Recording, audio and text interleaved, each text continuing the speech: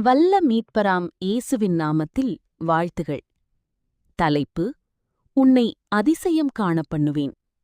மீகா 7:15. இன்று நாம் கேட்கப் போகும் தேவ வார்த்தை மிகவும் விசேஷமானது. நாம் பல நேரங்களில் வாழ்க்கையில் கேட்கிறோம், என் வாழ்க்கையில் ஏன் மாற்றமில்லை? என் ஜபத்திற்கு பதில் எப்போது வரும்? அந்த நேரத்தில் தேவன் நமக்கு சொல்லுகிறார், நான் உன்னை அதிசயம் காண பண்ணுவேன். தேவன் அதிசயம் செய்கிறவர். நாம் சேவிக்கிற தேவன் சாதாரண தேவன் அல்ல, அவர் அதிசயங்களைச் செய்கிற தேவன். இஸ்ரவேல் ஜனங்களை எகிப்திலிருந்து கொண்டு வந்தபோது அவர் செங்கடலை பிரித்தார்.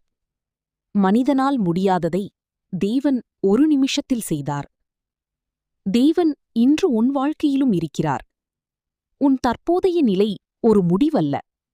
இன்று நீ துக்கத்தில் இருக்கலாம், நோயில் இருக்கலாம், கடன்களில் சிக்கியிருக்கலாம், மனம் உடைந்திருக்கலாம். இது உன் வாழ்க்கையின் முடிவில்லை. தேவன் உன் கதையை இன்னும் எழுதிக் கொண்டிருக்கிறார். அவர் கடைசியில் அதிசயமான முடிவு கொடுப்பார். காத்திருப்பதிலும் அதிசயம் உள்ளது. நாம் உடனே அதிசயம் வேண்டும் என்று நினைக்கிறோம். ஆனால் தேவன் சில நேரங்களில் காத்திருக்கச் செய்கிறார். ஏன்? உன் விசுவாசம் வளர வேண்டும். உன் இதயம் தயாராக வேண்டும். காத்திருக்கும் காலம் வீணானதல்ல, அது ஒரு அதிசயத்திற்கு முன் தயாரிப்பு. உன்னை சாட்சியாக மாற்றுவேன். தேவன் உன்னை ஆசீர்வதிப்பதற்காக மட்டுமல்ல, மற்றவர்களுக்கு ஒரு சாட்சியாக மாற்றப் போகிறார். நாளை நீ சொல்லப் போகிறாய், நான் அப்படி இருந்தேன், ஆனால் தேவன் என்னை மாற்றினார். உன் வாழ்க்கை மற்றவர்களுக்கு நம்பிக்கையாகும். இப்போது நீ உன் இதயத்தில் இந்த வார்த்தையை பிடித்துக்கொள். கர்த்தரே, என் வாழ்க்கையில் அதிசயம் செய்வீராக. ஜெபம்.